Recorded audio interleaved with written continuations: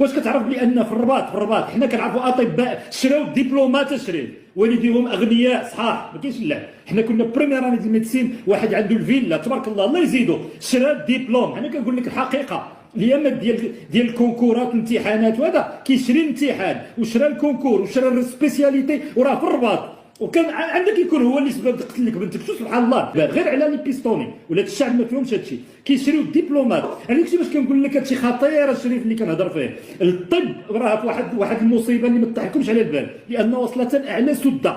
نزيد نقول لكم الحسن الثاني ملي مرض داوا لوبيتال ديال افيسي لقى سيد كيموت الطوموبيل لقاو لاسونسور مخسر. كلكم في خطر الا ما حد هادو ولاد الحرام هاد العصابه شاده الطب دايرين الفران صحيح في المغرب.